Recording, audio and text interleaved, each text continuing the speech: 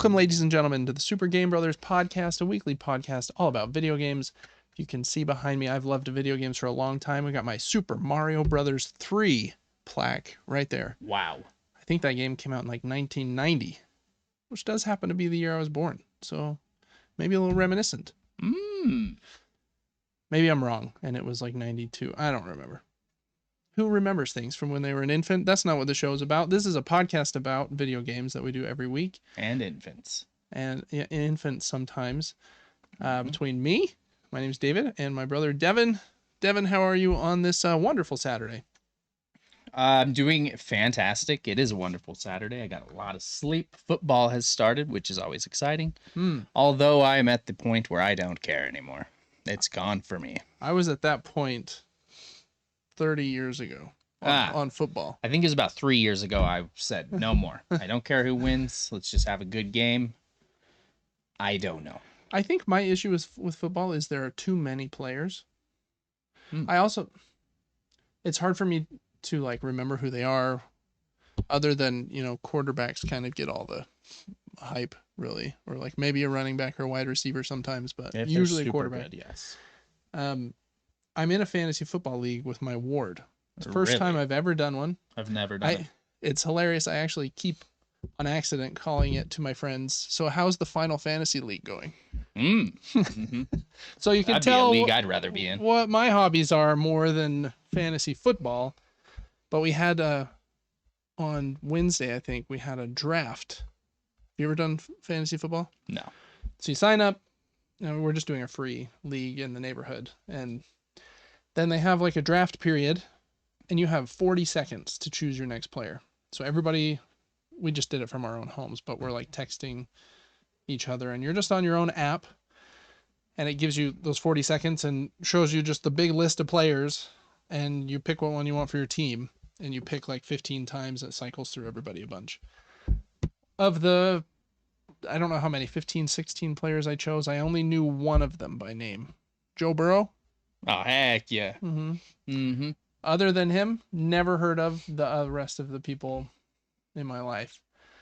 But after the draft was done, my friend who's in charge of the league sent like this AI analysis of everyone's teams over to us. Right. And it graded us all from like American school grading, A to F. And most people got Fs, D minuses, Ds. I think there was one C. And then sitting lone at the top, me with an A+, baby. Oh, really? It thinks I'm going to go 14-0. Really? I don't know why. Because again, I was just choosing, I just filtered them based on like their recommended players. And then I was like, okay, I think I want like 3 or 4 wide receivers and 3 or 4 running backs, 2 kickers, 2 quarterbacks, a defense. And so when it came to me, I just chose the next one that looked good. Yeah. Yep. Just chose the recommended. Yeah, basically. Sometimes the recommended like had a little note by it that said like coming back from injury or like might not play a little bit because of injury. And so I didn't pick those people, obviously. But so I don't know. We'll see. It would be really, I think it would make me happy if I lost every game just so that we stuck it to the AI and we're like, you weren't right. Oh yeah. You don't love AI. You're on the fence about it. Yeah. I mean, it is kind of, it's handy for some things. Like if I'm like, for our small business here, like I use it sometimes, like help with like ideas for shorts or like for idea generation. Man, it can spit out ideas so fast, which is very valuable. But I'm not like a huge fan of like AI taking people's jobs and taking away all the fun and art out of the world. But that's a conversation for another day. Fantasy football. And I guess real football, Devin. Are you still on Team Dolphin? Yeah, I'll probably always just like the Miami Dolphins, just because I have since I was very young. But I just don't care. I got enough other stuff to think about. I don't care who wins that game. I watched the Cowboys-Eagles game. I think it was the first game of the year on Thursday. And before the game started, an Eagles lineman walks towards the group of Cowboys, and the Cowboys quarterback looks at him and spits, and the lineman walks up to him and spits on his chest, and the lineman gets kicked out of the game. I was just like, I'm watching grown men spit at each other. I Yeah, was like, they are impressive. Once they start playing and they're trying hard, like they're all trying to win, like they're very athletic and they are. it's They're cool, but I just don't care. they're You know. big, strong, scary men. Hmm. It's a very violent sport. I think I also agree. I think it's very impressive, and watching like top level football players play is very very impressive. But I think the sport is a little slow, in my opinion. Like you got like a 50-second clock between each play. Like man, you can burn, and that clock strategy becomes very important at the end of most games. Hmm. And just in a single like possession you can burn like 7 minutes or something, like if you Oh are just yeah. moving up the field Hmm. slowly, not fumbling or anything, getting some first downs. Hmm. Like each set of downs, 4 downs, 45 seconds each or whatever. What is that math? Who knows? It's unknowable, but it's a few minutes. It is. And then of the 50 seconds, like the play usually only lasts like 5 to 10 seconds. So I feel like much like baseball, there's a bit of downtime, which is fine. And I don't know. So it is like an American sport, and I feel like I should like it more than I do. Yeah, I always get excited when that season comes. I'm like, okay, there's gonna be stuff on the TV to watch constantly, Mondays, Thursdays, Sundays, Mm-hmm. and I like when the TV's on. I do. I like when there's noise in the house and something's playing, and I can watch football because I understand it and have watched it for years. But Yeah, yeah, I'll watch a game too if it's on, but I don't know. I don't know. It's just a sport that hasn't ever like really grabbed me. But Dolphins, they still have Tua. Is oh, they got Tua. that the guy? Mm-hmm. Is he the quarterback? He will be for 3 games until he gets tackled. Does he go out for an injury often? Is that the thing? He's had weird things where his body like locks up. He gets tackled and his hands like go like this, and he's just like carried off the field. It's happened like multiple times, and people have recommended that he just stop playing or almost forced him out of the league. Oh wow. But I don't know. I I wonder guess what that is. If he never gets tackled, they'll do really well. So they just can't ever get sacked. Mm-hmm. Funny. Yeah, football. Glad it's back, I guess. I'll probably, like most seasons, watch maybe one game and the Super Bowl. So 2 total games. Heck yeah, it's But content. it's something. It is something. The problem is I'd rather be watching something else, like playing a video game. And maybe that's what I'll do. Like if I'll use my Rogue Ally, stream Silksong from my PlayStation to the Ally while I watch a football game. What a perfect day. Problem is, if someone invites me over to watch a football game, I'm not gonna watch a football game at home by myself because I'm not paying for like NFL League Pass or all this garbage. No. And so if someone is inviting me over, it might be a little rude if I like bring my Silksong to their football party. Yeah, maybe so. Mm-hmm. But I don't know, kind of a hard thing. Sorry, I feel like I interrupted you a lot though. You were saying new things to you, doing well, football. Anything else, Devin, that's going on with you? Uh, no, I just No? like occasionally watch movies. I'd like to go see the new Conjuring, even though some of them haven't been the greatest. I've seen all of the Conjurings, Insidious, Annabelle's, La Llorona, all these. That series must have been very successful because they've done a lot of spin-offs. They have, and like the characters overlap slightly, and I get really confused as to the timing of things, so I have to go to a website like IGN. Sometimes will have this is chronological order of these 11 movies. I'm like, Wow. oh, okay. And then I watch them all in order, and I'm like, it still didn't make sense to me because I was like eating popcorn and wasn't paying attention. But yeah, I'd like to go see the new Conjuring. I don't know what else is new. Yeah. Weeks after weeks, not too much. Oh, that's Not good. too much going on. I think that's a good transition into our Super Movie Brothers segment here. I've seen the first Conjuring, very creepy movie in my opinion, but I haven't seen the. I did watch Annabelle as well, but I haven't seen the many sequels to those two series, or like you said, La Llorona or whatever. Or Insidious. I've seen Insidious. Okay. I think that one came first. No idea. And I don't think it's related. Or is it? Is it the same Patrick? The same dude is in it, but I don't think Vera Wang, is that her name? That's not her he's name. with Rose Byrne in Right. the Insidious movies and is with the other chick. The mom from Bates Motel. Yeah, and I don't know if he's the same person in the same universe or what's going on there. Vera Farmiga, I think. But I don't care enough to know. I'm just don't gonna go think they're the watch the same new universe. one and just accept it for what it is. That first Insidious was had some creepy jump scares, but very odd. At the end, there's just like that hooved devil guy just hopping around, and I'm just like, what's the going demons in those are very like Darth Maul looking Yeah. devils with almost like tails. Yeah. And they're playing the piano and like Yeah. it was weird. Really strange. I agree. For movies and TV this week for me, I haven't watched a ton, but Lacey and I are watching a new season of a show we really like called Alone.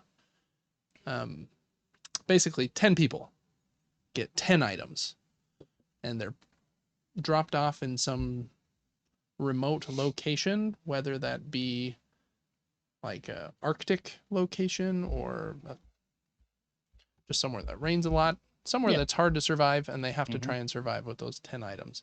Whoever survives the longest wins some amount of money.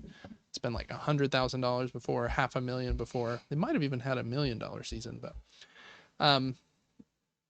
there's a season we haven't seen called Alone Australia. Oh. And it's 10 Australians that are dropped off in Tasmania, I think is where it is, which is an island, I believe, on the southeast corner of Australia. So it's like near Australia, but more southern. We like Alone. It's, I don't know, it's kind of crazy, but these people are really good at surviving. Like some of them get very, what's the word I'm looking for? I almost said ingenuitive, but I don't think that's a word. It's a nice word. Like very creative with the stuff they build. This guy on the season we're watching right now has built a kayak, and he goes out and kayaks and like has a fishing line behind him while he's kayaking. So they call that kind of fishing trolling, where like the hook is kind of dragging along to bait the fish. They've caught fish and eels.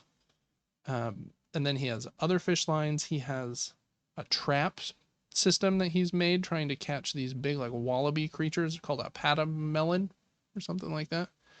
Looks like a big old fat rat. Yeah, and some of those things are kind of cute, but 40 pounds. Oh, wow. Yeah, they're pretty big. There's also a lot of endangered animals there. Like there's platypus, but they're not allowed to hurt them. They have to actually watch their fishing lines at all times, because if a platypus gets wrapped in it, they have to try and save it. And there's Tasmanian devils. Cool. Anyways, but the show, since we really like Alone, has kind of spurred my question of the week, Devin. How long? The reward this season is $250,000, which is kind of a smaller one for this like Australia offshoot that they've done. But how long do you think you could be alone somewhere like that if you knew you would catch at least a fish every other day? So like you're not starving to death. Some of these people come with very different strategies. This one lady, it's like, I gained as much weight as possible before I got here. That way I just have excess fat and I can just burn it. And some of them like don't eat for like 3 weeks, and they're just burning and burning, and like they're losing like 3 pounds a day. But they had so much extra that like they're okay. The stomach hunger pains are probably terrible, but they're surviving. And then others try to be more skilled at like catching food and trapping. And the one dude was smoking his eel from like, made this smoking tent above his campfire and put the eels up top. Very crazy. So how long do you think you could be alone if you had at least a somewhat okay little shelter with your fire? You've got water that you're boiling to clean, but you are literally alone here. The closest other participant is usually like 7 miles away, so you'll never find them, and I don't think you're allowed to anyways. It's kind of like, that is the thing that gets most people, is the mental game. Yeah, it's not even the dangers of the environment. It's, I mean, a lot of these people seem very solid and prepped in their minds. Yeah. Have you watched much of the show? Yes. And at like 40 days or 60 days, they're like, I miss my family so much. And I'm like, get it together, earn the money. But if I was out there, I can be pretty mentally strong and completely change my mindset to be pretty positive and enjoy most things. But I think that's what everybody thinks. And then they get out there and I just if you give me streaming services or something, I'm out there and I might win. Yeah, you got nothing. Because I'm just like movies. But Devin watches 1,000 movies, realizes he's been out there for 110 days. Yeah, everyone left at 30 days except for me. Yeah. No, I realistically I want to say maybe I get 3 weeks. Okay. But I don't know. Yeah. I don't think I get scared. Maybe there are some nights where I'm scared. I'm like, it's pitch black. I'm in the middle of nowhere. This is weird. This one's not too bad as far as like fear, because like some of the other seasons, like there's been a really big threat of like bears or mountain lions. Yeah. But here in Tasmania, like there's not an animal that's going to kill them. So I don't think most of them are afraid. I think it said like the Tasmanian devil could like bite you, scratch you up pretty good. But thing, again, like weighs 30 pounds and it's 2 feet tall. Like it's not going to kill you. Yeah, I'm gonna stick with 3 weeks. I don't think I'm winning the money. I think I do okay if I know how to catch the stuff and skin stuff, and that's not making me woozy, and like the food's not an issue, and I'm not feeling sick all the time. Sure, I can hang out there for a bit. I've spent a lot of my time alone. I lived alone for a long time, many years of my life. Yeah. But I could walk outside in that scenario and see people if I wanted to. So I wasn't stressed out about that. Yeah. Yeah, it's so hard. I feel like if I had set up the fishing or some kind of food source well enough where I knew I was going to get some food, at least like every day to every other day or something, I think I could go I think I could go for 100 days. Ooh. But wow. I don't know for sure. I'm not like a big outdoors person, which you might win the money at that point. Wouldn't help me much. I just the thing that gets everybody is they start to think about it too much, and they're like the deep thinking. The deep thinking gets you. They're like I can, and what I think it is your brain is really good at tricking you. That's like what anxiety and stress comes from. It's like we think the worst case scenario. Oh, I have to do something that's really not that bad. I have to go to the DMV. I know the DMV worker is going to like stab me when I get there or something. Oh, yes. So we stress about dumb things. Or I have to give a talk at church. I know that everyone is going to like hate me after we think. Well, of course they will. Yeah. Our brains like are kind of programmed to protect us. And it does it in like a weird way that stresses us out, makes us anxious. And I think what gets people is they get there and they get really hungry. And then their brain is like, what can I do to get them out of here, push the button to go home where I know I can eat in like an hour? And so it just sends them everything. Okay, you miss your family. You don't need this money. All you need is your family. You were doing just fine before. You were doing. What have you got to prove? You've already. You got to prove. They say that a lot. I don't have anything left to prove out here. I've done what I came to do. And so I think your brain takes you down that spiral really fast, and then there's almost no coming out of it. I think the way you have to look at it if you want to win is I have to pretend that every day I'm out here, someone's paying me $10,000. And like, how many days could I stay out here for $10,000 a day? A lot. Like if I knew someone was paying me $10,000 right now, I'd go in my backyard in a tent and not talk to my family for a year.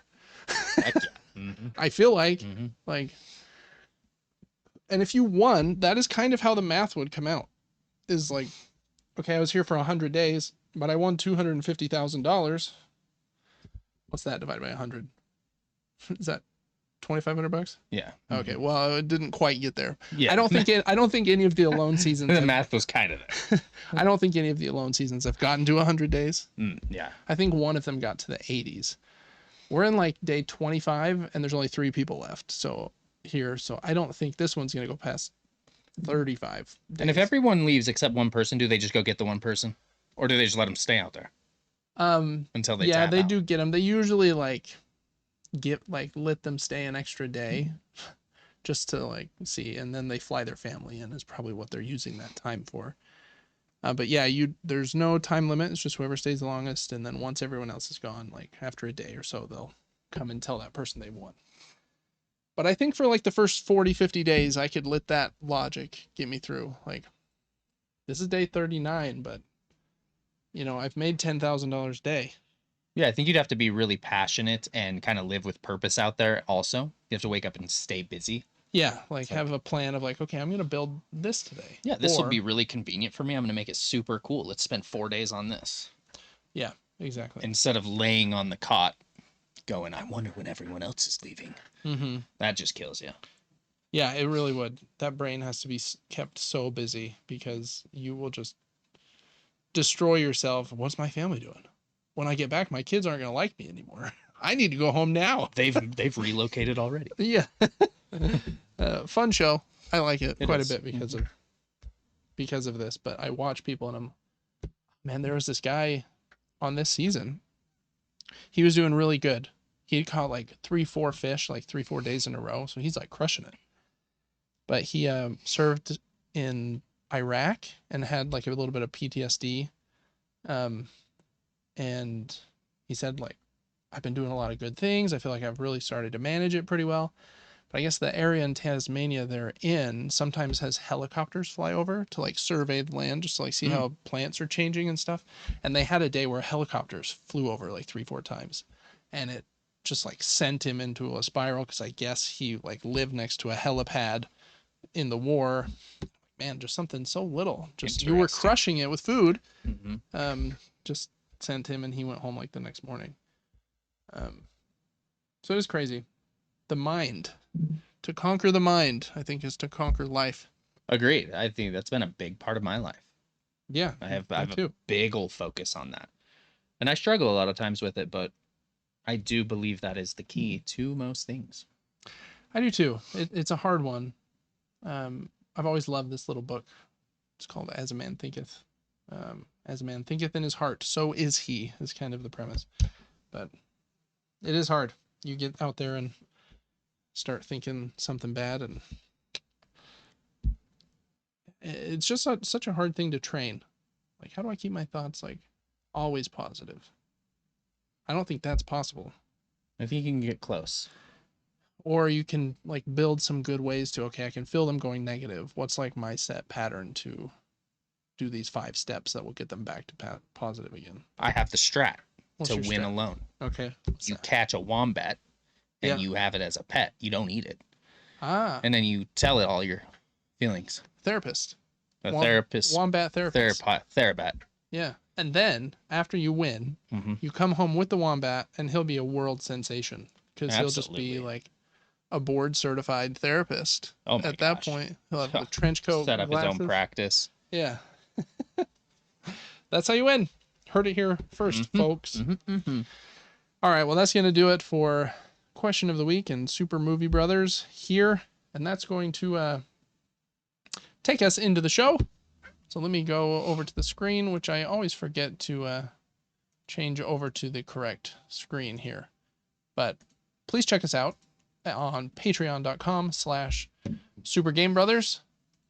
On our Patreon, you can get early access to all of our shows, both of the podcasts, some exclusive perks as well, writing into the show, voting on the games we play. We've been playing a lot of and talking about Hollow Knight on Super Game Brothers podcast, and on the Gaming Top Down podcast, Devin's been pulling games off my shelf of shame. Those have been fun to look at. And little spoiler for today, I actually played one of the ones that he pulled off. So he's helping me to unshamify my shelf over there. I'm helpful. We also have a giveaway on our website, supergamebrothers.com. So please join that if you want to win some good stuff. Totally free to enter. Okay, and that is going to bring us into our show this week. And Devin, I think this week we've only got a couple main segments, but I think one of them will be pretty significant, since a game that I've been very pumped about. I know you have 2 finally came out this week, so we're going to talk about it in quite a bit of detail. But before we do that, I think it would probably be better if we start with the other game that I've been playing. While I was waiting for Silksong to come out, I started a couple of games, and maybe I'll talk about some of the other ones another day. I played one called Infernax, which is kind of like Castlevania 2, but a lot more violent. Surprisingly violent for as pixelated and NES style as it was, which is fun and a little in your face. This is the other game I've been playing. It's called Manifold Garden. It's been out for quite a few years, I think. I think it's on everything, like even iOS. So you can play it on your iPad and stuff, I believe. I think it's on the Switch. I've been playing it on my PlayStation. It's a really cool puzzle game. Kind of the premise is anytime you walk up to a wall, you can press X and make that wall then become the floor. So you can kind of change which direction is the bottom of gravity. And by doing that, you can like flip rooms on their heads and start walking on the ceiling. It will look like the floor to you then, but everything would be upside down.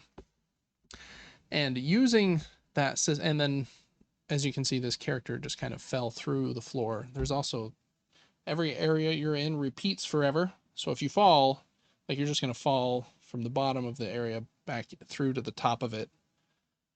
So you can't ever break it so much that you fall out of the world, basically. And it's super, super cool. I've tried a couple other puzzle games lately and have not gelled with them, but this one is very cool. I like the minimalist art style. Very awesome.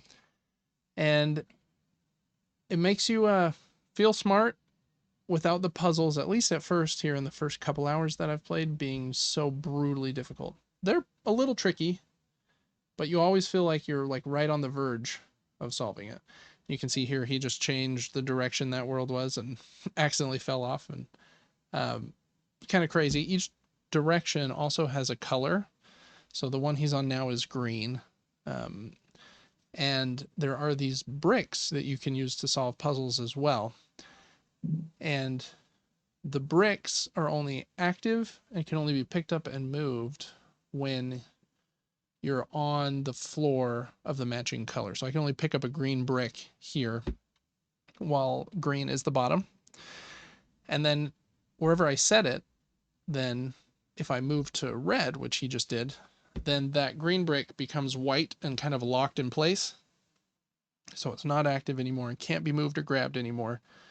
But it might be then locked in place like 4 feet in the air, which can be helpful for like getting to a new area. So the way that it just kind of wraps around, kind of like rolling a die, and whichever side is on the bottom is like manipulating gravity. It's a little brain burny and crazy. Oh, my brain's burning. Just watching him like fall forever through these little things, but it is so cool. Later in the game, there are some the cubes can start to interact with water, and then you can like rotate them and turn the flows of water. And let's see if I can find this segment here. I think that was it right there, maybe. The water sections I think are really cool. Because you're, oh, and this section's actually really cool as well. There's this ball inside this big track, and you need to get it to fall down this track that bends and turns all these different ways. So you have to rotate gravity a bunch to get it to get to the bottom of this track. The water sections are very cool because the water, once again you have rotated away from blue being the bottom. He's just about to get the water here in like 5 seconds. There it is. That water, once you rotate to a different plane, then kind of freezes and can become like a platform that's then like 5 feet in the air across like even a chasm, where on the blue side the water would just fall over the, I don't know. It's very cool in the ways that it plays with perspective in that way. I'm really picky with puzzle games, but I really like them. Games like The Witness and Animal Well are like some of my favorites, but this one's really cool. I don't think it's very long either. I think it's like 3 or 4 hours. if you want to like beat it. I'm guessing there are some like side puzzles that you can do as well. But you can see right here, he's got this blue block if he can figure it out. Nope, he didn't figure it out, but he was about to redirect the water. I got just a little ways past where he is um, right here. But I've bought this one a while ago. It's been on my PlayStation shelf of shame for a while. So I was excited to finally play it a little bit. And I kind of had to because Thursday morning when I went to download and play Silksong, the PlayStation Store was completely ruined, which was kind of crazy, and didn't let the release the game for like 2.5 hours. It was about exactly 2.5, yeah. And I was like sitting there refreshing. I was like, come on, I have like this time right now blocked off from work that I want to start this game. Well, and he kind of fast forwarded here on his video. I don't know what he's doing. And so I kind of played that to fill that void. So Manifold Garden, I'd recommend. It's very cool, pretty. Will hurt your brain in good ways. I feel like not anything that's too insanely crazy. All right, Devin. I think that's probably enough on Manifold Garden on anything that's not Silksong right now. But we've both been playing Silksong since it came out on Thursday. So for the last couple of days, I put almost 8 hours in on day one.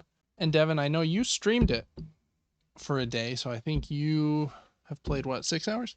5, 6, 4? Probably 5 to 6, yes. 5 to 6. Okay. So this will be a good kind of first impressions on the game after 6 to 8 hours. I think we're both still in Act 1, kind of in the beginning areas of the game. But I think we do have quite a bit of experience with the game and context now, so I think this will be a pretty good like first impressions on the game. Super high level, Devin. What do you think here while I get past this ad? I would like to start off by saying I'm grateful to be here.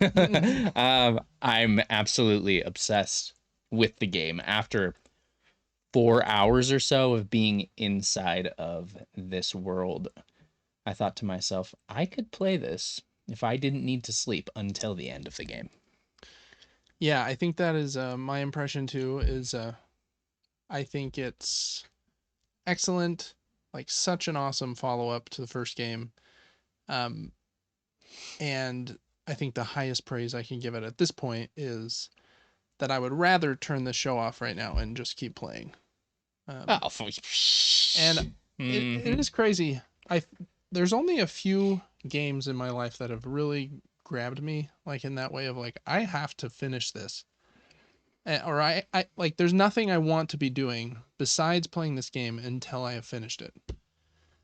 And like I can think of, like Animal Well was kind of that way for me. The original Breath of the Wild I thought was really awesome that way too, even though I like Tears of the Kingdom better. Um, I mean, there's been probably like some others, like the original Hollow Knight. I really liked Nine Souls. I think it usually happens in games where there's a bit of exploration because it's just exciting to like explore, see what the world kind of holds and what secrets are out there hidden, and just not knowing that I think is what pulls me forward, like the exploration angle to it. Um, but I think high level, yeah, that's kind of my thought too. Is man, this is so good. And after all of the like hype and wait for the game for 6, 7 years, I think a lot of people, including myself, were kind of afraid of like we're putting like an impossible level of hype on this game that it will ever be able to keep up with. And maybe by the end of the game, I won't like it as much as I loved Hollow Knight the first time I played it. But I think the first impression it gives is like, wow, this is super excellent. Characters are cool. Art's even more beautiful. The gameplay is like just as solid, but maybe more fast and like adaptable even. Um, the game's a bit smoother, I think, running at 120 frames. And It doesn't have any bugs or problems. I think they released it, probably took a bunch of extra time, I would imagine, in the last 6 months to a year to just make sure, like, okay, we only have one chance for people's first impression of Silksong, and we need it to be like just so good. And I think they did that. Mm-hmm. Like, I saw zero issues. me too. Um, And other than the only bad experience I had with the game was after you kind of climb out of the pit at the very beginning. I was like, oh, I just got to Bone Bottom, and there's this hole right here next to the bench. That's like the first bench. I want to know what's down that hole. And I probably should have put like these things together, but I didn't. You don't have a map at that point. And that hole leads right back to the bottom of that pit where you started the game at. And so it was a little bit weird to like get through the first 25 minutes of the game and then immediately fall back down to the beginning just because I was a little more explorative than I maybe should have been. But other than that one little thing, and I don't know how they would have fixed it. Maybe just like a sign that I don't even know if a sign would fix it because I don't know that I knew the name of that area when I was first starting. So maybe that hole doesn't need to be there, and the way back down is down through the cathedral, like with that cloaked lady that laughed at you. I'm not sure, but my point being that's such like a tiny little nitpick that didn't matter and only took me like 60 seconds to climb back up anyways. So other than that one little thing, I agree. No bad impressions at all. Um, I thought maybe we'd go into each of the different like parts of the game in a little more detail. It is a little interesting that they're going with an act structure as opposed to with the first game it was just kind of like explore, and I'm fighting bosses, but I really have no idea. Well, you know what? Now that I say that, they didn't put acts on the screen, but after you got in the first game to a few key points, the world changed. Like the orange infection, like started to take over, like green path in the original areas that you'd been in, and started to actually block some rooms from being accessible, like through specific pathways. So even though it didn't specifically list like an Act 1, 2, 3 structure, I guess it kind of did feel like that anyways. But that was the first thing that I noticed at the beginning. I was like, okay, if they're going with the act structure, what's going to be like the main change? And at this point, I still don't know because we're still in Act 1. But I thought that was kind of interesting. Uh, Art-wise, Devin, I think you said, I think to me that you think it's much prettier I than the do. first Every game. area I go into, I notice the colors, the depth of the background. It's brighter. I feel like in the first Hollow Knight, there were certain areas I didn't like to go back to because they were kind of dark and gloomy and like there wasn't much going on with Yeah, the I can see world. that. This is very, very pretty It really is. everywhere you go. Mm-hmm. I wish I knew more about the artistic direction of games, Yeah, but me I too. I'm don't. not an artist in any way, But I but can tell. yeah, but seeing it, you're just like, wow. It is. I think that's one of the things that drew me to Hollow Knight originally was just like the hand drawing, like though, and how smooth like the character moves. Like they must draw so many frames of that character for it to look that smooth and like a little drawing moving by itself. So cool. And like you mentioned, the parallax scrolling of the backgrounds, like moving at different speed Mm-hmm. from you, so that it gives it depth. Just works really, really well still. And I think I agree. I think the at least first few areas are quite a bit more what's the word? I guess varied than the original areas in Hollow Knight. I do like Green Path a lot. In Hollow Knight, the very green grassy area. But like the Maros, is that what it's called? The Maro, the kind of lava area here at the bottom and the deep dock um, are very cool and quite a bit more vibrant than the rest of that. Um, kind of was. So yeah, I think that helps a lot. I think the focus probably on it being like true 4K and 120 frames per second on PC, Switch 2, and PlayStation and Xbox, I believe. Just makes it feel like way smooth as well. So I think all those things together make it look. I wonder if just her like what did she call it when you get it upgraded? Your cape being like a stark red kind of helps as well because your character feels like a little more vibrant. I love the knight in Hollow Knight, but even playing that game, I was like, wow, Hornet is such a cool character when you run into her a few times. Um, and so it is cool to play as her in this one. So art just fantastic. What do you think about the music? Oh man. I'm only 6 hours in, but there have been a couple areas I've come to where I almost just left us in that area because I streamed this game to people and thought, let's just take a break here and enjoy the music Mm-hmm. because I noticed different things about the sound also. You'd go into a new area and it was more, let's say, like a factory. So there's a lot of metal involved and it's like you're enclosed Yeah. and the sounds were echoing. Uh huh. I was like, "Oh man, that's crazy." And I'm using very cheap headphones, but I'm noticing the sound direction is very good. Mm-hmm. And so far I think the music is fan freaking tastic. Yeah, I agree. I think it's also excellent. Same composer as the first game. I think his name's Christopher Larkin, if I'm not mistaken. I I listen to the Hollow Knight soundtrack a lot, and so that original theme song when you first boot up the game is probably like just one of the most recognizable game like tracks in my head, and none of them in Silksong yet are like stuck in my head that much because obviously I've only played it a couple of days. I haven't listened to the soundtrack very much separate from when you're playing the game.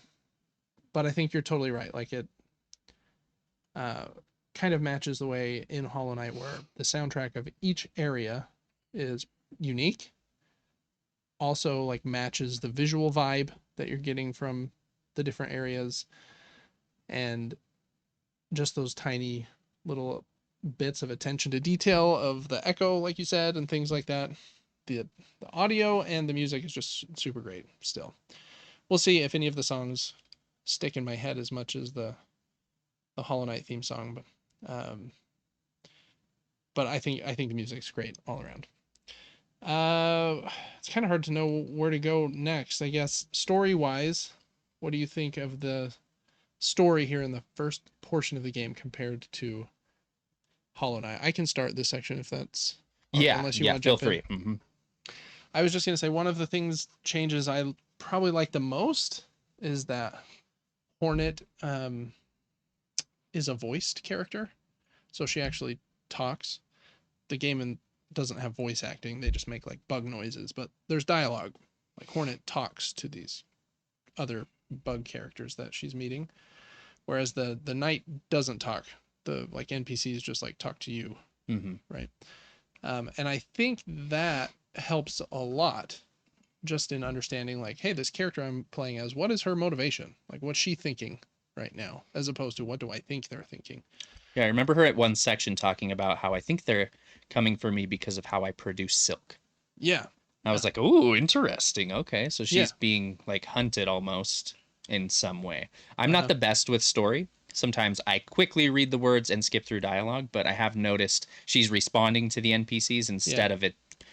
Like it took me a couple hours to realize that you're talking back and forth. yeah. Because in the first game, every piece of dialogue you read is all from Is the person all. you're talking to. Yep, I agree. I think that change is really good. I like Hornet's voice actor as well, Dashin Dava, or like the weird things they say. Ba pafanada. Bafana. Yeah, that's a good one. That sounded just like the map maker's wife from the first game. So I think that change is really good. Um, and I think the story seems a bit more, at least to this point, more understandable from the beginning. In Hollow Knight, you're like, okay, I'm this bug. I fell down into what's it called? Hollow Nest? Deep Nest? I don't remember. And I'm exploring, and I don't really know why. And then I'm meeting some other bugs, and they're talking to me, but I'm not really talking to them, and I'm fighting some bugs. And you really have to pay very close attention to start to get like, oh, where's the Hollow Knight come from? Who's Hornet? Um, and a lot of that's there, but it's harder to grasp, I think, than in this scenario, which is a bit more, at least to this point, straightforward. So I like that. I like that change. I think some people love like the vagueness of the original Hollow Knight and like the vagueness of like the story in games like Bloodborne and Elden Ring, where you really only start to understand it if you like 115% the game and read every single document super closely. Um, but I appreciate like some of it being a little more straightforward. I think it'll be helpful for more people as well. And even for me, because just like you, I don't think I understood most of the story of Hollow Knight until I played it through like 2 or 3 times. And this I think will be helpful to like, okay, I kind of got the gist after my first play. It seems if they keep the same kind of track with how much she talks to the characters and stuff. Uh, what do you think about Hornet? Do you like playing as her? Like the focus on Silk in this world, like you mentioned, her being one of the, I guess, spoilers slightly from the first game. Hornet is the knight from the first game's half sister, and she is part spider from the first game. I think they're called weavers. And so she can create silk thread, which I guess is a very sought after thing in this separate kingdom, and is why she was kidnapped, and they were trying to take her to the Citadel for that reason. So, Well, as you know about me, every game I play, I make a female character. Don't know why I do it. You fell into the same boat for a minute. I I don't know do if you're like it still there. sometimes. Yeah, But she's amazing. I think she's so cool. Love the red dress. Look at the needle. What a cool idea for a weapon. Yeah. Her movement's different, but it's fun. And as someone who has played Hollow Knight, I know that it's just going to get more and more advanced. We're barely into the game, and you start to, gain some movement things here and there. I've loved playing as her. I think that it's more difficult, but I like that. I want this game to be extremely hard to beat so that it's memorable for me. Yeah. I agree. I like playing as her as well. Um, she does. I don't know what that is. Maybe it's some cultural thing that's cemented in our brains. But yeah, if you play as like a female character, sometimes you feel like more attached to them or more like vulnerable, and you need to help them. I don't know why. That could be probably another discussion for another day as we get another ad here on our video. But I really like playing as Hornet, and her moveset and stuff we'll get into in a minute, but she's very fun to play as. The other kind of cool characters I like to this point, I like the map lady who sings the funny song, which I can't remember at the moment, but da da da, da yeah, something like that.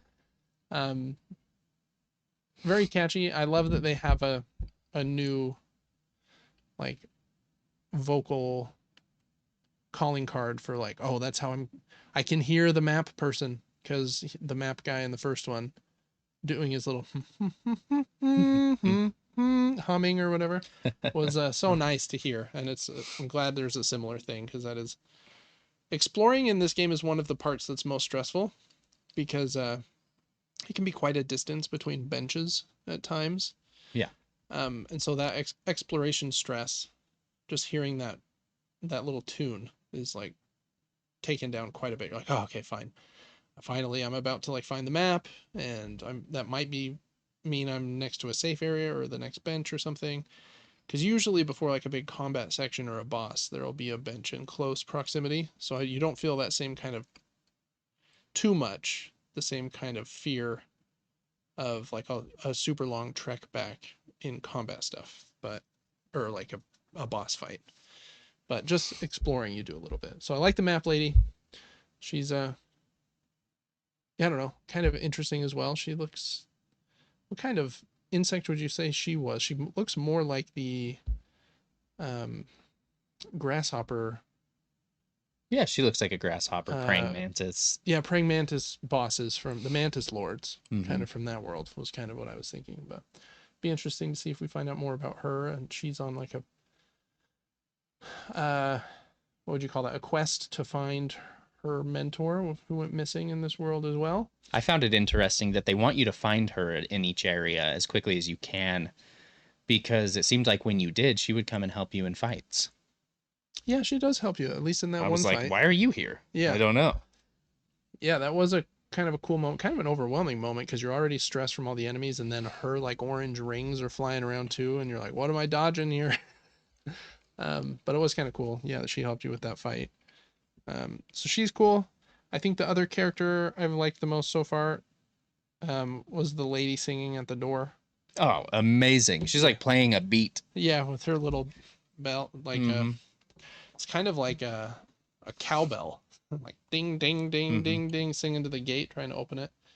Um, I think you see her a couple more times if I, or I've seen her one more time. So it'll be funny to see if they keep her kind of humor going throughout the whole game or whatever. I really like the seamstress. I don't really know why. I think it's where he or she is. You Yeah, walk in this massive floating balloon yeah, and she's very in cool. there just weaving or something. I was like, Mm-hmm. oh, interesting. Like, Yeah, it's kind of a cool aesthetic, but as far as the character goes, she wasn't that awesome. yeah, very cool aesthetic there. I agree. Um, the like flea caravan where you Yeah, they're pretty cool as well, and you're trying to find the fleas in this game instead of the like caterpillars. caterpillar worm things in the first game. So very cool characters as well. I'm glad that they have continued that vibe pretty well. I, it's hard to know now because we haven't seen all of the characters yet, but I would say maybe a stronger set of characters at the beginning of this game than the beginning of Hollow Knight. But we'll see. I do really like in Hollow Knight Zote the Mighty. He's like the guy who always thinks he's tough but is Mm-hmm. always captured.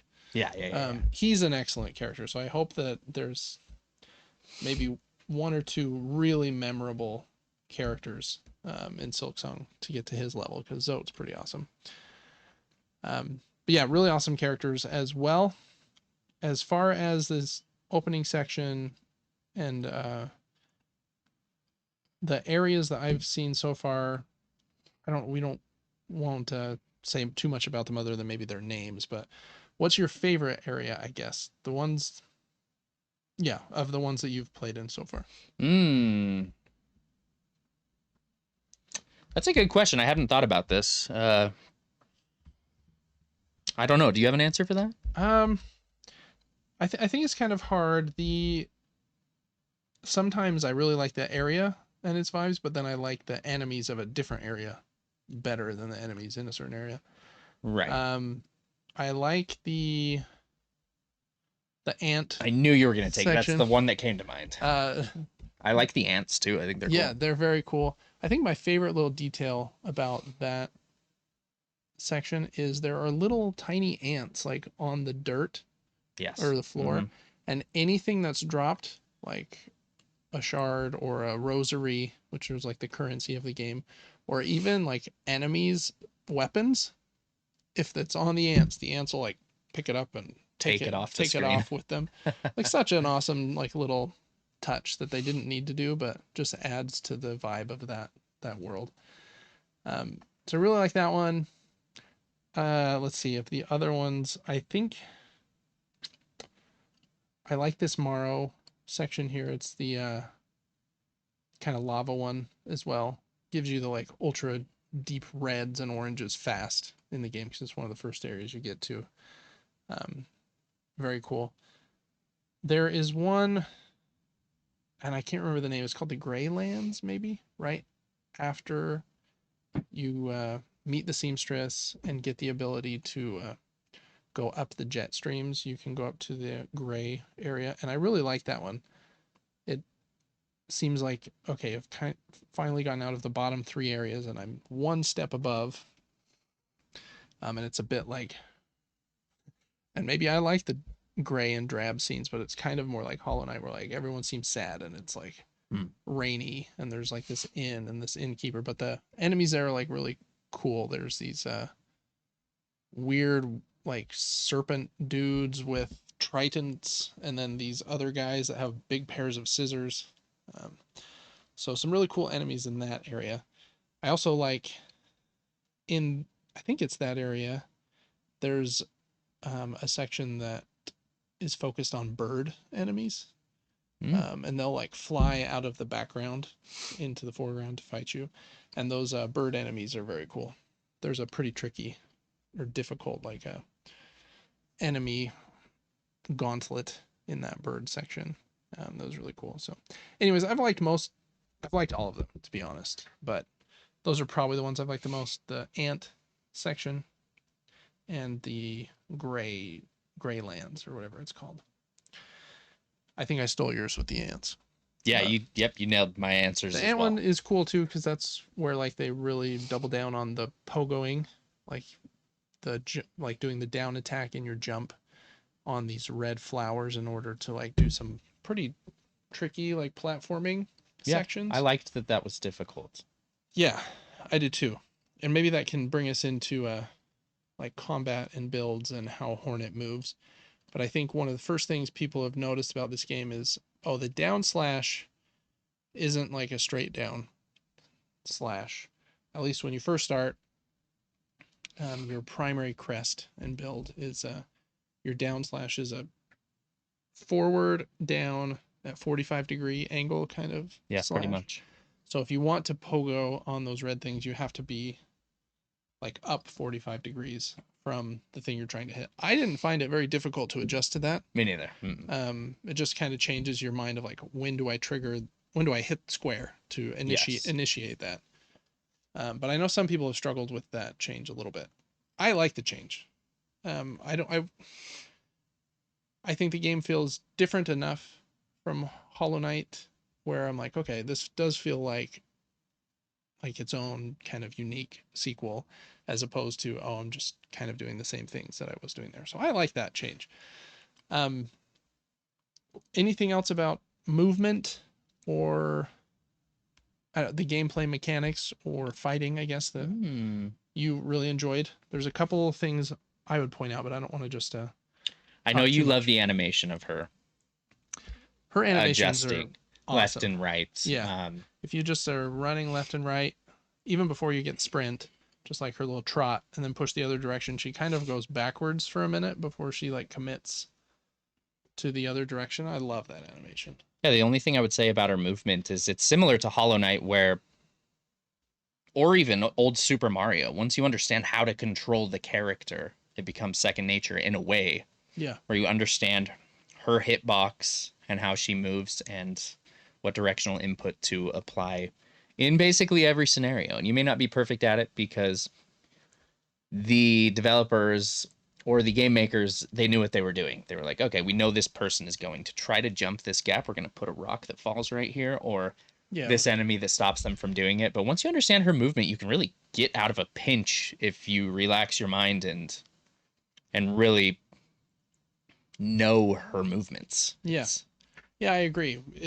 With a little practice, you can become very good at moving the character and like it feeling natural. I do think the how fast she can sprint is super important for like how she feels.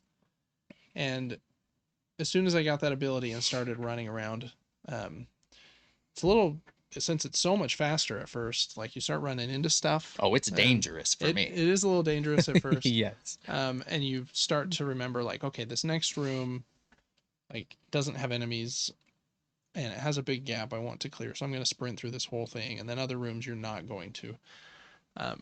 But I really like the sprint. I think that the sprint is going to make like the speed runs of this game crazy. Oh, right. Mm-hmm. Just because, man, you can get places very quick. And I love that it doubles down on how fast she moves. There's also a very cool animation if you're sprinting and change directions. She basically does the same thing, but slides. Yeah. Mm-hmm. So such a cool one. So I love how she moves.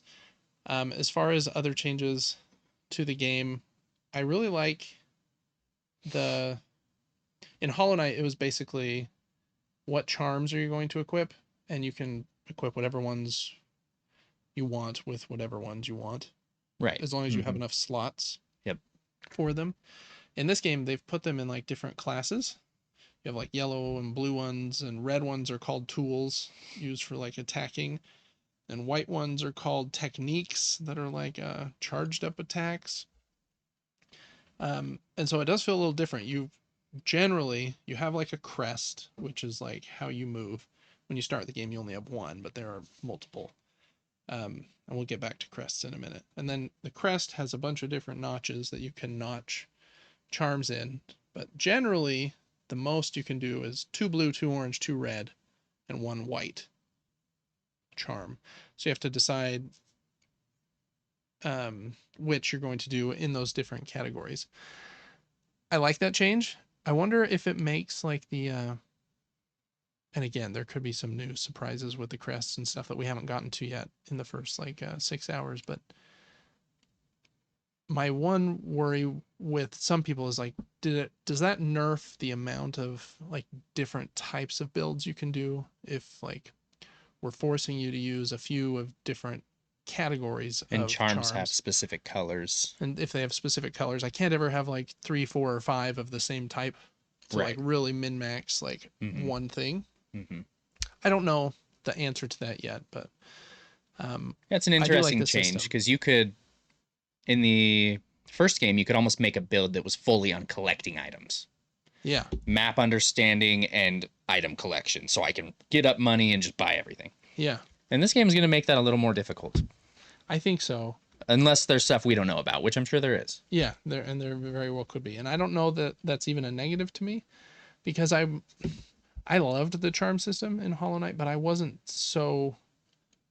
didn't usually go down just one rabbit hole of like I've seen some people use a build where it's like a damage build, like if the knight takes damage, then it shoots out spikes and does like every charm that activates when the knight takes damage, like they'd Yeah. stack all of those.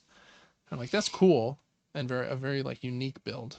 But I wasn't usually doing something that specialized. Um, anyways, I guess the types, there seems to be orange is kind of like helpful things like the compass that marks you on the map. Um, and what other ones are orange? One that auto gathers the rosary currency, one that gives you more of the bone shard currency, which we'll get to in a minute. So those are like helpful ones. I think the blue ones might be like silk generation. I have one blue one, I think still only one, that if I take damage, I think I regenerate a little bit of silk. So that one's kind of cool. And then the red ones, I think, are the most unique or new feeling. And they're the tools. And you can have different tools, and they have like uh, an amount of uses that regenerates when you go to a bench. So the first one you get, I think, is this throwing knife. And so up in R1 for me, we'll throw a throwing knife, and I have 12 of them. And I have 3 tools at this point. One of them is like a spike trap, got that one, and then another set of throwing knives that I think throws 3 at a time. So there's a bunch of different tools. You got to choose which ones you slot in. And when the game first started, I saw 2 different currencies. I was like, oh, this is weird. I wonder if like some bugs are going to want me to pay with the bone shards, and some bugs are going to want me to pay with the rosaries. But you learn pretty quick that no, the bone shards I think are only used for the tools. Um, and so you care a little bit less about like gathering them. I mean, you'll get them, and you'll be at like the cap of 400 pretty quick, but then you'll start using your tools a lot, and it'll go down and down and down. And then the rosary bells, might be what they're called, or beads. You basically gather all of those because they're the currency that you lose when you die, and that everyone wants you to pay for stuff with generally. What do you think about the tools system? Do you like that system?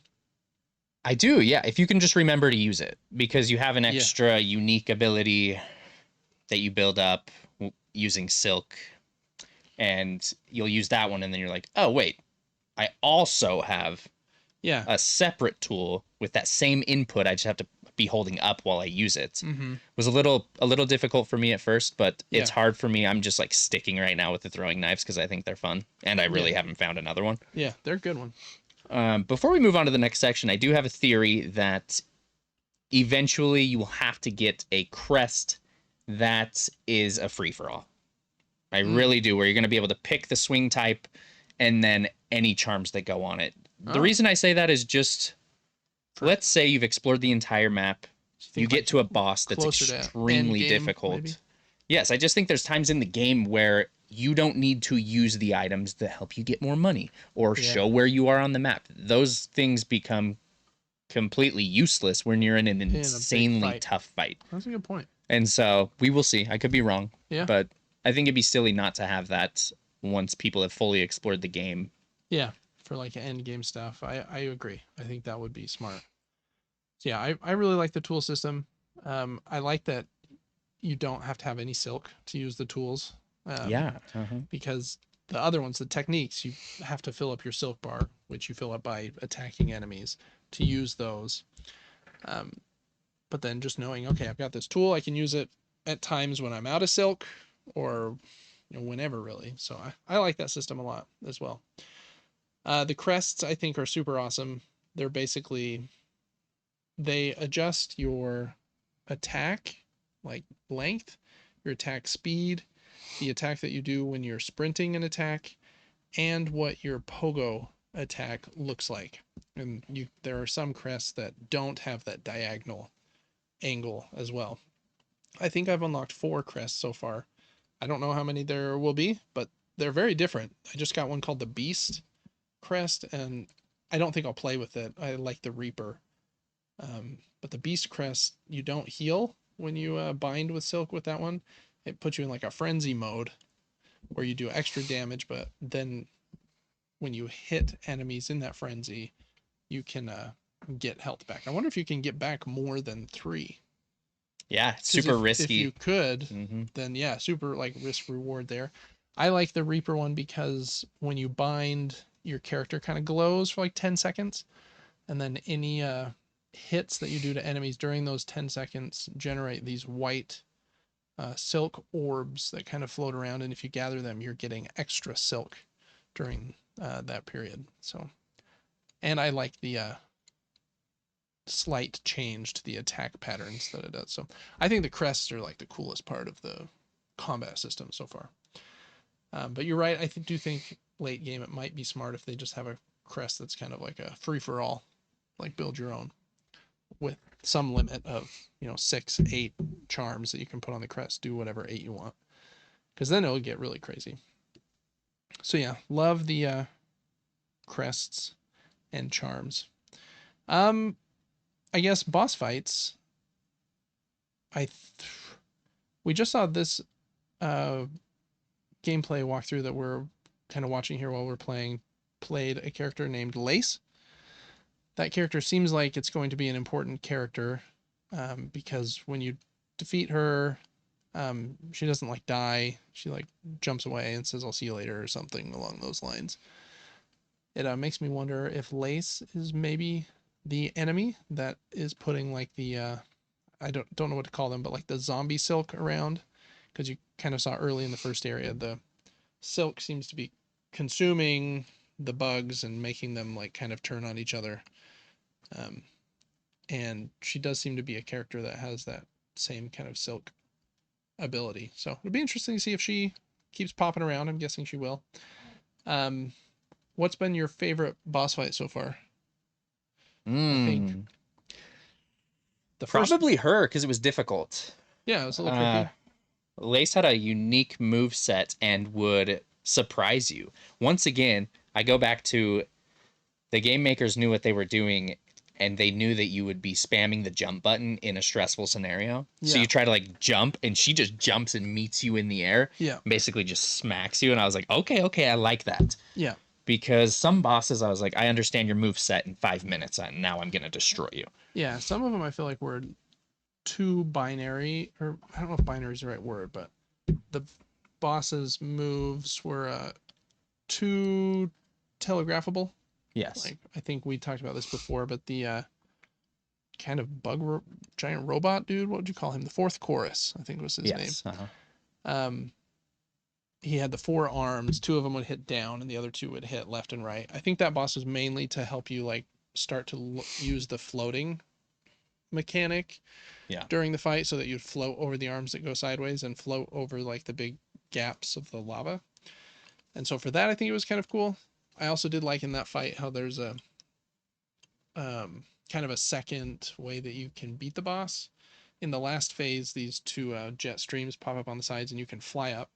And there's this big like lava bomb that you can knock down on top of the enemy, which is kind of cool that there's a couple different ways that you can deal damage to them there at the end. So I liked the fight, but that one did seem the most simple in my opinion as far as like move set was concerned. Mm-hmm. The big worm, who's like your fast travel buddy, bone Bell worm. I don't remember his name. I don't either. Bell Weaver. Bell something. Master. Yeah.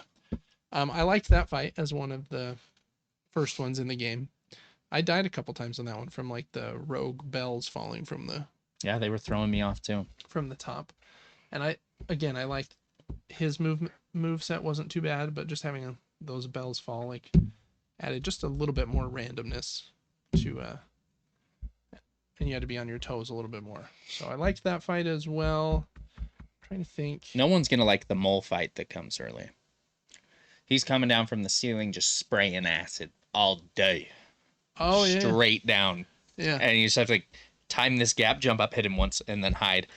I've still not killed him. You know, I think once again they knew what they were doing. The only way to get to that fight is the people who dare try her early game mechanics of pogoing. Mm-hmm. You have to jump, bounce off of a bug, land on a bell, and then do a risky jump, bounce off another bug, and then you've got to cross this gap. Yep.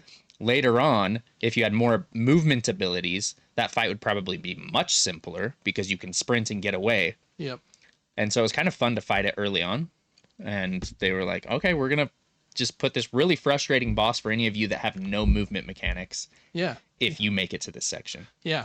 Yep.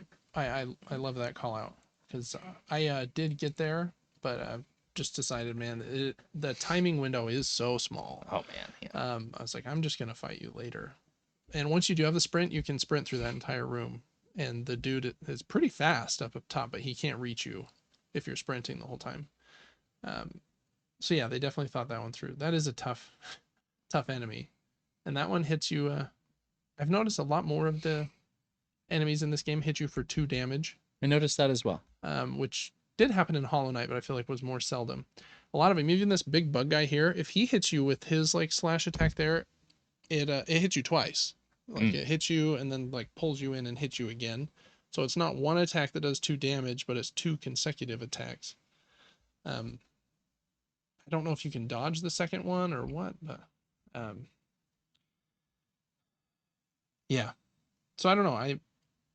I think the game's excellent. I guess as we close this segment, anything else that you would want to call out, Devin, before we kind of give our final thoughts here on the opening hours of Silksong? Yeah, a couple things. As you play the game, you'll notice that some fights feel extremely epic. For example, yesterday, I was throwing knife in this guy, and he's throwing frisbees at me, and I was deflecting his frisbees with the throwing knives. Oh, that was really cool. I was like, had not seen that happen. Yeah, that was really cool. And then I've noticed if they are attacking you, if you're brave enough, you can just attack them right as they're attacking you, and you'll both just parry each other and bounce off. That's right. Even if the attack would have hit you. Yes. Parried it. If the timing's right, just by attacking, it's almost like this parry. Yeah. The game's very well made, and they knew their audience. They were like, we're gonna troll you in specific areas. There's been times where I finally beat this mini boss. I'm like, holy cow! And I walk past where he was, and a trap slaps me in the face, and I die. Yeah. I'm like, are you serious? Are you serious? Yeah. How did you put that right there? And then keeps you on your toes. It does. You come across a bench at one point, and if you're not paying attention to what's on the floor under the bench, you'll sit on the bench, trap comes down, smacks you, and then if you go to sit on that bench again, it will slap you again, unless you find a secret lever to stop that from happening. Yep. They're like, we know everyone's going to go searching for a bench because it's been a while since they found one. They're so excited to sit on it. They're gonna sit on it, and if they don't have enough health, they're gonna instantly die and have to run all the way back here. Yeah. It's just funny. The game likes to troll you, but if you can just hop into the game, enjoy it for what it is, because it's beautiful, that stuff doesn't bother me. I find it funny. Yeah, I agree. I think that after games like The Last of Us kind of put those kind of traps in, where there's the one bench that Ellie uses in The Last of Us Part 2, where you can upgrade your weapons and stuff. And at the benches, you feel safe. But there's one of them in the game where you're at it working on your gun, upgrading it, and then some enemy runs up and like pulls you off the bench Yeah, and that's so starts fighting. creative. And it really is. I guess just a little tip so that those traps don't become too like annoying for you. I would heal often. Like I wouldn't be worried to use your silk. Like don't run around with 2 health. I was doing that. Yeah, you want to heal so that even if you get hit by one of these traps you're not expecting, which will probably do 2 damage to you, Yeah. you're not dead. Mm-hmm. So heal often, and that'll take some of that frustration away, I think. Because yeah, I've definitely seen a few things that are like they're trolling us here a little bit, but I think they deserve it or deserve to be able to. So yeah, I think that's great. Any other last things, Devin? That was a great call out. No, I just am really excited to get back to it on Monday, and I know that I'll just continue to enjoy it without a doubt. There's no chance that I'm not gonna love this game. It sets like we already talked about at the top. It has such a great first impression in the first few hours, and like new systems that you're like trying to get the hold of, and then you do, and it introduces the sprint and like the new crests and things like that, and you're just like, man, this is so many like new things that they've given us here in the first few hours of the game. I am very excited to see how they use these things in later hours of the game, like in Act 2. Like how is it going to ramp? My guess, not knowing because I'm still here in the same early sections as you, Devin, is once you get the ability to fly up these jet streams, is basically when you can get out of the bottom areas and get to like the areas right above it. Mm-hmm. I think in Act 2 and like the next areas, I think that there's going to be a lot more space. Like you're kind of tight and constrained here in the bottom. There's like lots of tunnels and bugs. But once you have the ability to like fly upwards and then like float long distances, right, and dash in the air and sprint and jump really far, it just makes me think of in Hollow Knight. There's that, I forget what it's called, but towards the end of the game, there's this platforming section you have to do that's very difficult. I think it's called the Path of Pain. Maybe. I've seen it, yeah. And it'll be interesting to see what this game's Path of Pain is like with just how much more space like Hornet can cover in the same amount of time. So I wonder if one of the reasons they, instead of going down into hollowness, you're going up this mountain is as you go up, I would imagine it has to become a little more open air in some of the areas. And so her moveset might make more sense in like that kind of scenario. So be very interesting to see. I also think the game is super awesome at this point. I think it's everything I wanted it to be. To be honest, it's everything that I didn't think that the expectations that everyone had could be met, but I think they are at this point. So super love it. As long as it keeps like this level of wow factor, it'll definitely be my favorite game of the year. And I just super love it. So I think that's probably going to end our discussion here about Silksong here after our first couple days of playing it.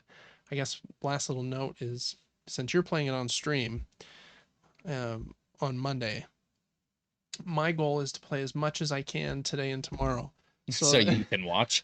So that I can watch and stay just a smidge ahead of you so that next week when we do like our second impressions on the next 5 hours or 7 hours of the game or whatever, because next week you might get 20 hours of the game in if you're streaming it a few days in a row. You have a couple other games I know you're going to play as well, because doesn't Borderlands come out next week? Yeah, I'm going to have to be. So you'll be a little like split for time, which I won't be. So I need to stay just ahead of you. Mm-hmm. So that's my goal. Anyways, Silksong, so glad you're here after 7 years, because you're excellent. So you're very nice. Anyways, that's going to do it for this first impressions video of Silksong and for our episode here of the Super Game Brothers podcast. Thanks so much for listening and watching. This was episode number 69. 69. Nice. So make sure to join us next week for episode 70.